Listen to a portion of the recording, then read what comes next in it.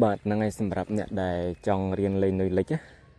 នុយលិចគឺគេដាក់ស្នោចឹងបងប្អូនបាទហើយអាកម្មនេះយើងបាច់ដាក់ក៏បានដែរបាទដាក់តែស្នោចឹងមក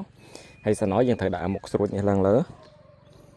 នេះបាទមុខស្រួចនេះត្រូវដាក់ឡើងលើអញ្ចឹងសម្រាប់ផ្លែបងប្អូនលេងផ្លែសតូចឹងក៏បានបាទឬក៏ផ្លែមានស្នាប់បែបនេះក៏បានដែរហើយយើងអាចលេងនុយស្រស់ចឹងមកបើវាតាក់ទាញជាងនុយលើសម្រាប់នុយលិចនេះណាអញ្ចឹងវាល្អសម្រាប់ទីតាំងដែលគេលេងច្រើនបាទឬក៏ត្រីវាស្គាល់នុយត្រីវាលេងខ្សឹងខំនុយលើអញ្ចឹងវានឹងស៊ីនុយលិចហើយបច្ចៈបាទនុយលិចនេះគឺវាមានប្រសិទ្ធភាពល្អជាងនុយលើមានន័យថាបើមួយថ្ងៃបើយើងគប់នុយលើបាន5ក្បាលអានេះអាចបាន10ក្បាលបាទហើយអញ្ចឹងវាប្រសិទ្ធភាពល្អជាងហើយនុយលិចនេះបងប្អូនអាចលេងនុយផ្លាស្ទិកក៏បានដែរបាទមាននុយផ្លាស្ទិកលេងនុយផ្លាស្ទិកក៏បានដែរហើយនុយកុំយកនុយធំពេកបាទប៉ិនកូនដៃល្អបងប្អូនបាទប៉ិនកូនដៃល្អនុយរៀងតូចកាន់តែល្អហ្នឹងហើយអញ្ចឹងដាក់ដូចខ្ញុំអញ្ចឹងមកបាទបន្ទាប់ពីបិទហើយយើងអាចគប់ហើយសម្រាប់កន្លែងគប់នុយលិចបងប្អូនបាទនុយលិចបងប្អូនអាចមើលតាមគៀនចេះបាទលេងព្យាមលេងតាមគៀនចេះបាទល្អហើយបើសិនជាទឹកហ្នឹងមានអាកន្លែងរៀងកោងចេះដូចអាកន្លែងនេះបាទរមមើលអាចំណុចអញ្ចឹងល្អបងប្អូនបាទល្អយើងអូសមកអូសឲ្យរៀងរອບមកចេះបាទព្រោះត្រីវាអាចនឹងចាំខំកន្លែងដែលរៀងទួលចេះហ្នឹងសម្រាប់វិធីសាស្ត្រលេងនុយលិចបងប្អូនហើយយើងអាចឆ្មក់បាទទៅកណ្ដាលទៅអីចេះមួយមកហើយបាទជុំវិញនិយាយទៅយើងគប់ជុំវិញប៉ុន្តែក៏យើងជ្រុំប្រឡងដែរបាទជ្រុំមិនជ្រុំយូរប្រហែលទេនុយលិចបងប្អូនបាទ20ខ្សែទៅហ្នឹងបាទ10ខ្សែទៅកណ្ដាលអញ្ចឹងទៅបាទ10ខ្សែមកខាងនេះអញ្ចឹងទៅប៉ុន្តែប្រសិទ្ធភាពបើសិនជាយើងមានប្រឡងទាំងអស់ហ្នឹងបើយើងមើលជុំវិញខ្លួនយើងឃើញនេះមានកន្លែងចេះនេះកន្លែងរៀងទួលអញ្ចឹងបាទគប់ចូលកន្លែងហ្នឹងមកគឺល្អបងប្អូនពេលដែលគប់ទៅយើងຕົកវាប្រហែលជា20 second អញ្ចឹងទៅឲ្យនុយវាធ្លាក់ដល់បាតបន្ទាប់មកចាំយើងអូសបាទហើយអូសយើងអូសរៀងយឺតបាទកាន់តែយឺតកាន់តែល្អមាន2 3 style បាទអាចអូសអញ្ចឹងបងប្អូនបាទយើងអូសយើងឈប់បាទអាចតែ5ខ្សែអញ្ចឹងទៅយើងឈប់បានមួយផ្លេតបាទយើងពវល់មកទៀតអញ្ចឹងណានេះហើយសម្រាប់ដងបងប្អូនអាចដាក់មកលើបាទអូសមកលើមកដើម្បីស្នោវារៀងហើបបាទស្នោវារៀងហើប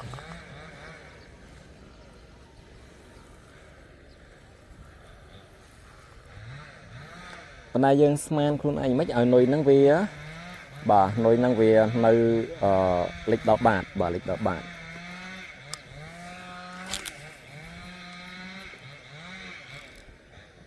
បាទຕົកវាមកផ្លែតមកបន្ទាប់មកចាំយើងអូសយើងអាចអូសរៀងលឿនល្មមមួយខ្សែបន្ទាប់មកចាំអូសយឺត2 3ខ្សែនិយាយទៅយើងដូរ style បងប្អូនបាទតាម style ដែលយើងលេងហើយយើងស្មានចិត្តត្រីបាទវាស៊ីនុយរបៀបម៉េចត្រីកន្លែងខ្លះគឺវាស៊ីតែយឺតមែនតើបាទត្រីកន្លែងខ្លះវាស៊ីរៀងលឿនណែប៉ុនលឿនមិនលឿនឆ្វាយទៅយើងលើនុយលើណាបាទលឿនគឺវានៅតែលឿនមានល្បឿនវាដែលរៀងយឺតបែបហ្នឹងហើយខ្ញុំបញ្ជាក់បាទនុយលិចនេះគឺវាប្រសិទ្ធភាពល្អជាងនុយលើហើយអ្វីដែលទីតាំងដែលគោលេងគឺទឹកស្លាស់បែបនេះបាទទឹកស្លាស់បែបហ្នឹងគឺគេលេងនុយលិចវាល្អបងប្អូនបាទវាល្អជាងនុយលើប៉ុន្តែបើទីតាំងសារ៉ាស់ទីតាំងមានសារាយមានអីច្រើនក៏យើងពិបាកលេងដែរបាទនេះខ្ញុំចង់និយាយពីទឹកបែបស្លាស់បែបនេះណាពេលខ្លះទីតាំងបែបនេះវាល្អសម្រាប់លេងនុយលិចនិងលេងកាឌីបាទកាឌីហ្នឹងក៏នុយលិចដែរប៉ុន្តែពេលខ្លះកាឌីគប់វាអត់ខំទេវាមកខំនុយស្រស់បាទនុយស្រស់បែបនេះហើយខ្ញុំទៅមកដល់មិញទេអានេះមិនក្តៅយ៉ាងពេលខ្លះក៏វាមិនតាន់ខំដែរនុយលិចនេះបើត្រីវាដល់ម៉ោងវាខំបាទវាស៊ីចូលលឿនមែនទេបាទវាលឿនជាងនុយលើលឿនជាងនុយលើ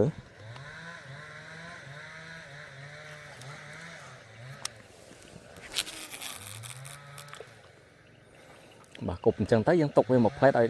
ស្មានតនុយនឹងដល់បាតបាទយើងអូសមកបាទអូសវាមកអញ្ចឹងមក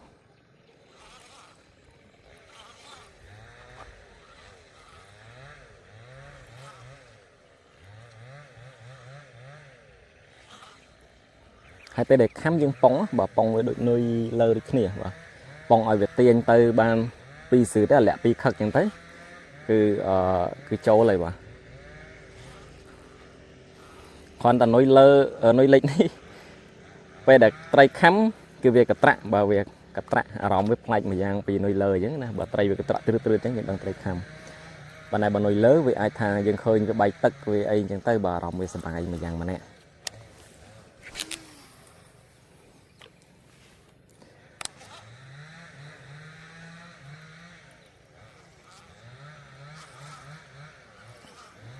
កន្លែងនេះខ្ញុំធ្លាប់លេងបានត្រីធំបងប្អូនបាទអា1គីឡូក៏ធ្លាប់លេងបានដែរប៉ុន្តែបើអ្នកផ្សេងខ្ញុំឃើញគេលេងបានដល់ខ្ទង់2គីឡូបាទនៅកន្លែងទីតាំងនេះក៏ខ្ញុំអត់ដែលលេងបានដល់ធំអញ្ចឹងទេណាមួយអត់ដែលមកលេងផងបើយូរខ្ញុំមកម្ដងឯងនុយលិចនេះកាលពីខ្ញុំលេងដំបងខ្ញុំមកស្វាលេងប៉ុន្តែឥឡូវ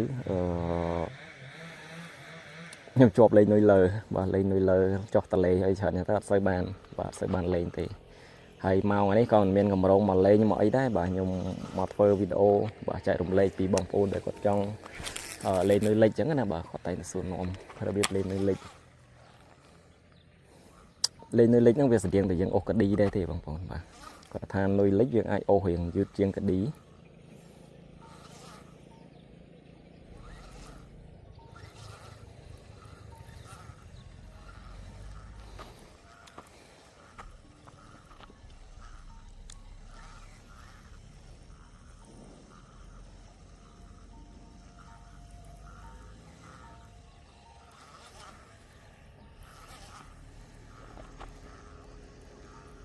គប់ប្រហែលចូល20ខ្សែដូចត្រីអត់តន់កម្រើកនេះបញ្ជាក់បងប្អូនផងដែរនុយលិចគេលេងនុយរៀងទូចបាទលេងនុយរៀងទូចវាប្រសិទ្ធភាពបងប្អូនតែនុយខ្ញុំនេះធំហើយបាទនុយប៉ិនដោយសារនុយនេះគឺនុយតលេឯងបាទ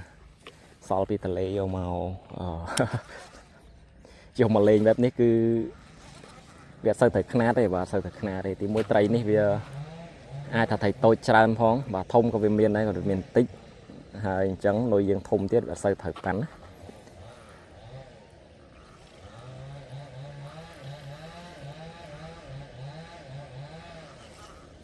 ហើយចាំតិចទៀតខ្ញុំប្រាប់ពី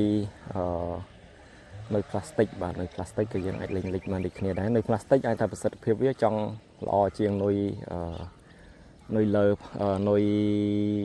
ស្រស់បាទប្រសិទ្ធភាពវាចង់ល្អជាងនុយស្រស់ផងដោយសារវាមានកតុយល្វើកអញ្ចឹងគឺការអូសបែបហ្នឹងឯងបងប្អូនបាទនុយលិចអត់មានអីទេបាទយើងគប់ចឹងទៅយើងទុកវាមួយផ្លេតទៅ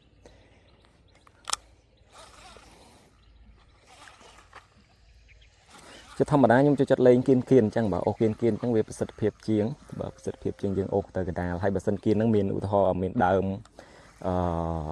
មានស្មៅមានសារ៉ាស់មានអីនៅគៀនអញ្ចឹងបើយើងអូសមកគៀនអញ្ចឹងគឺតាក់ទាញលឿនមែនតើបាទសម្រាប់នុយលិចនេះប៉ុន្តែដោយសារទឹកនេះស្រឡះអញ្ចឹងយើង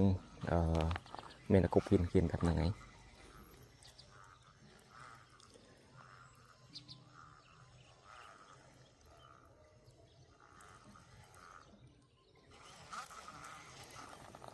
អូខេបងប្អូនអាចសាកទៅកដាលអញ្ចឹងមួយខ្សែពីរខ្សែទៅបាទ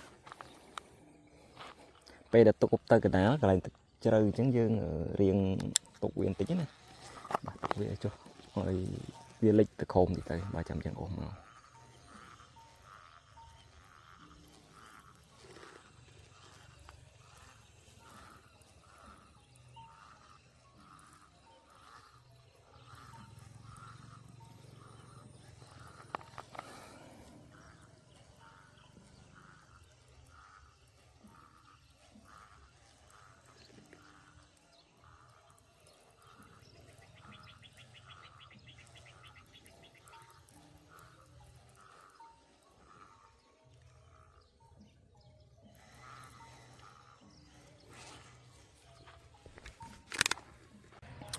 បាទនុយផ្លាស្ទិកគឺយើងដោតចឹងមកបាទដូចតែគ្នាទេគ្រាន់តែយើងមួយផ្លាស្ទិកមួយនុយស្រស់បាទ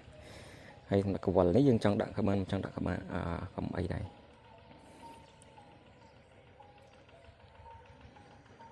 អានេះຂະຫນາດវាដូចជា 5cm នេះបាទຂະຫນາດប្រហែលជា 5-6cm បងប្អូនអានេះវាតាក់ទាញដោយសារកតុយចែកវិចចែកពេលទៅក្នុងទឹកខ្ញុំលេងអានេះប្រសិទ្ធភាពបាទប្រសិទ្ធភាពជាងនុយស្រស់អញ្ចឹងយើងគប់ដូចគ្នាបាទនុយផ្លាស្ទិកក៏ដូចគ្នាដែរការគប់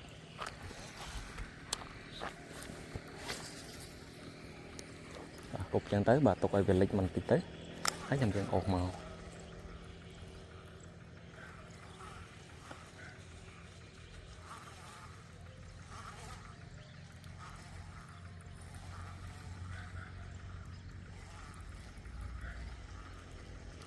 còn là nồi nữa bóng á mà còn bà về được khám dương ai tập bọc bông với bông dàn cho nó bay vị là tí bà này bông về thầm ai tập bay vị là tí nó dương bọt này bà ấy mẹp nồi plastic á nồi plasticแบบนี้คืออดปองยูเลยขนาดปองยูตรีเลง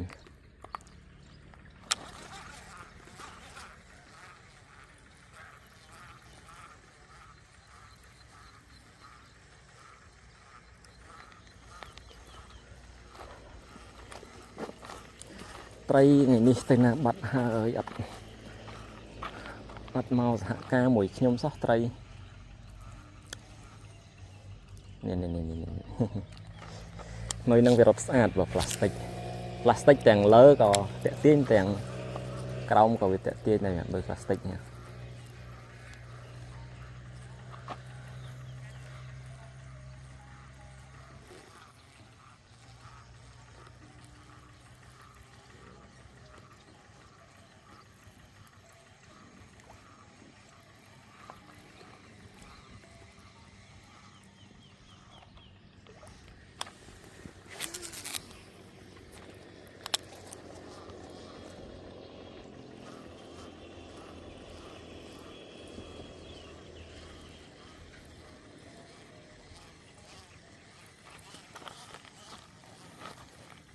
nhưng cho chất ô ha cái này bên tua chẳng bảo phải chán tay bên nó chăm cam này này